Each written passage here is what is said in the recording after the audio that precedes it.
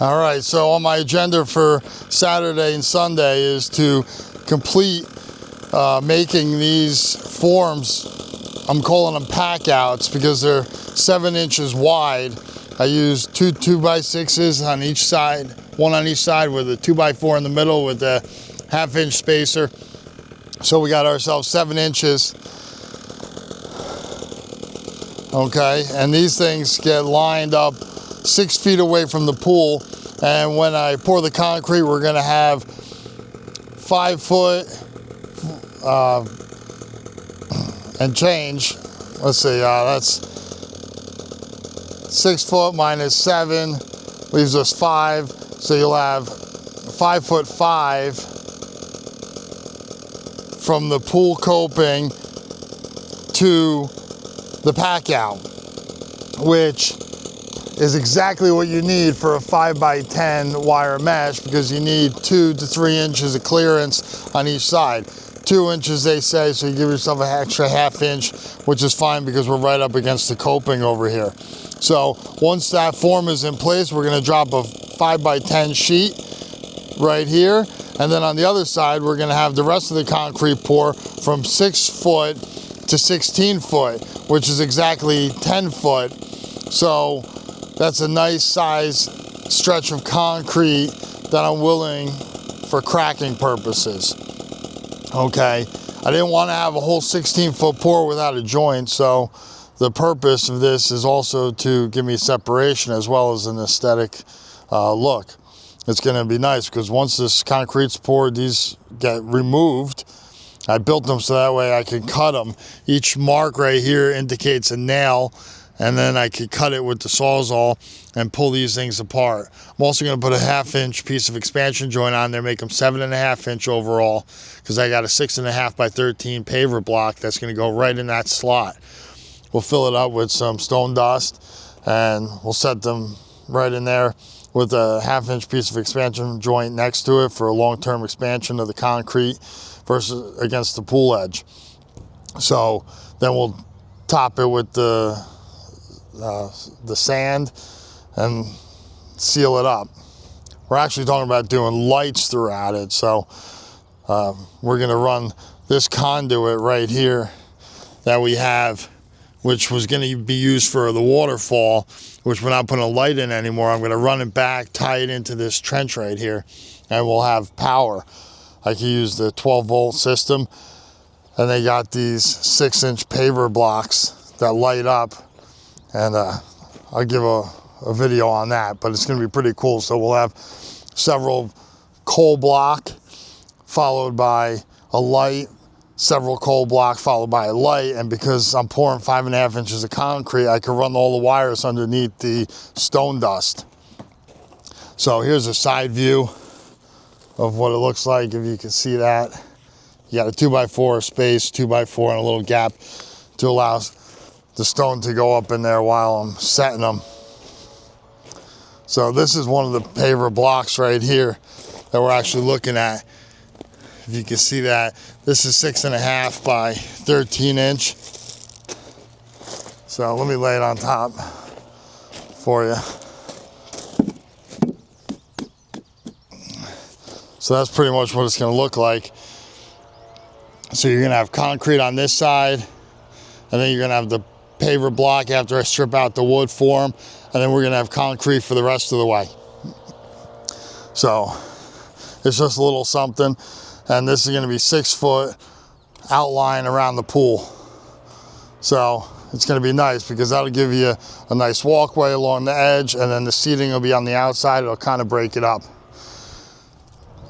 And it goes right in between my gas line that's underneath this table and the pool deck. It goes in front of the fire bowls that are over there. So it should work out really nice. So I got a delivery yesterday from Blue Ridge. We're going to build the rest of these forms today.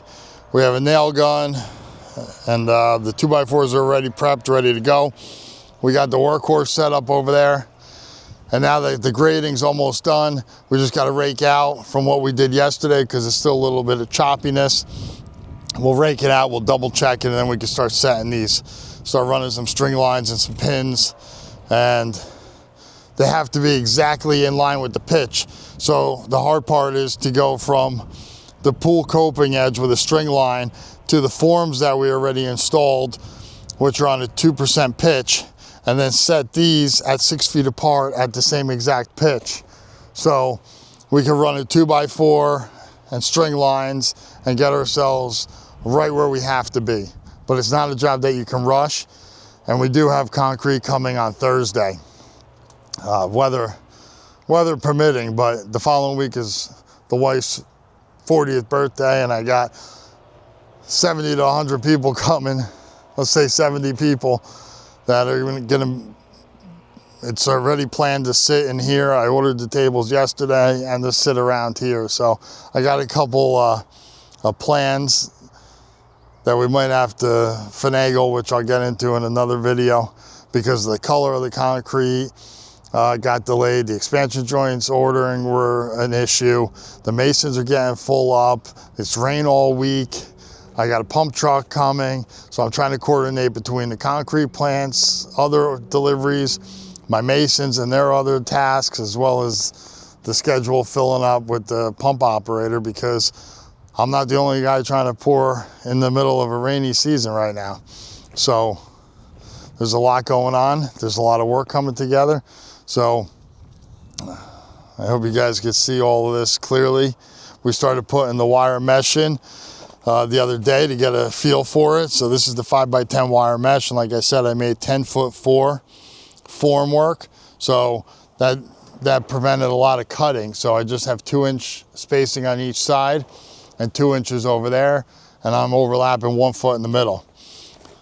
I got some wire. I'll give them a quick tie as we go. I bought these paver blocks.